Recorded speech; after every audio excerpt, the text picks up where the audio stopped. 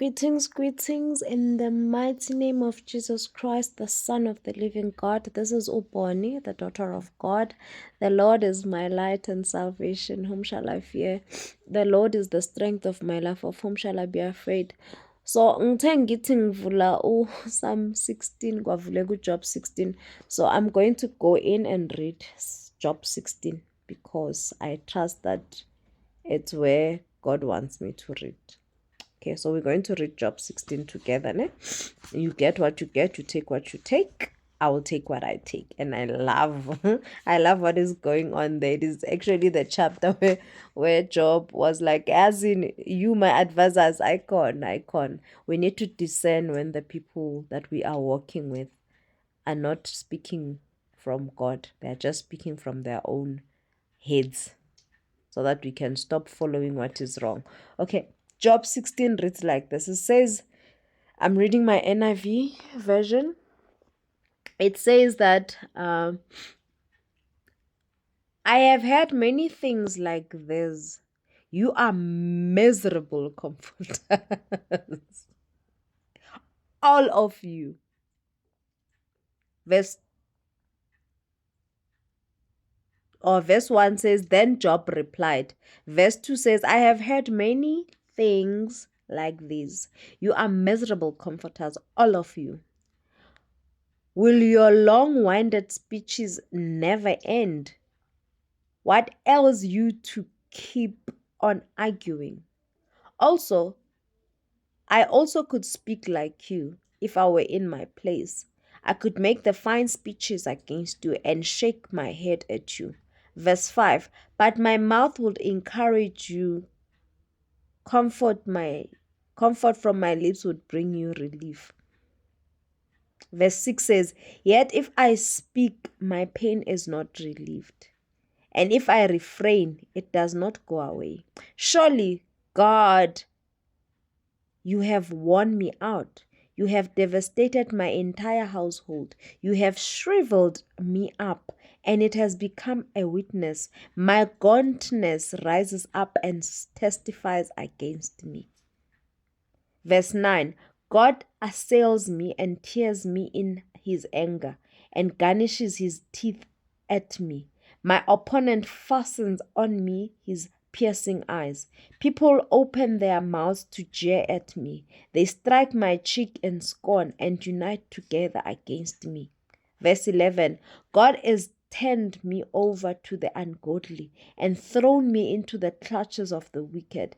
All was well with me. But as he shattered me, he seized me by the neck and crushed me. He has made me his target. His archers surround me without pity. He pierces my kidneys and spills my gall on the ground. Again and again he busts open me. He rushes at me like a warrior. Verse 15, I have sewed sackcloth over my skin and buried my brow in the dust. My face is red in weeping. Dark shadows ring my eyes, yet my hands have been free of violence and my prayer is pure. Earth, do not cover my blood. May my cry never be laid to rest. Even now, my witness is in heaven. My advocate is on high. My intercessor is my friend. As my eyes pour out tears to God, on behalf of a man, he pleads with God as one pleads with a friend. Verse 22, only a few years will pass before I take the path of no return. So this is Job replying to his friends who came to comfort us. Most of the people that comfort us do not comfort us truthfully because they comfort us according to their knowledge. So always go into your secret room, cry to the Lord, speak to the Lord. Here, God came to answer for himself. With you, you are able to go into your secret place and speak to God, and God will come and answer for himself. He says, come, pause, let us get to it. Let us take to it. So I know I'm going to understand why God wanted me to go here.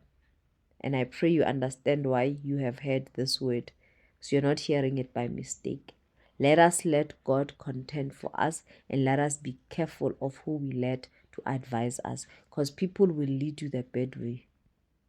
Some of your friends will tell you it's your fault when it's just something that you're going through. Some of your friends will tell you it's never going to be sorted. Some of your friends will tell you it will never happen. Get friends that will tell you nothing is impossible for God. Let's continue believing in God, and let's continue opening our ear so we can hear God. God does not require 2 ears, He requires 1 ear.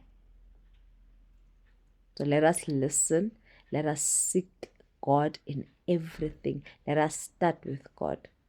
Let us mind the people that are advising us. The Holy Spirit is at work 24/7. God does not sleep nor slumber. So trust God. Do not trust men, the Bible says.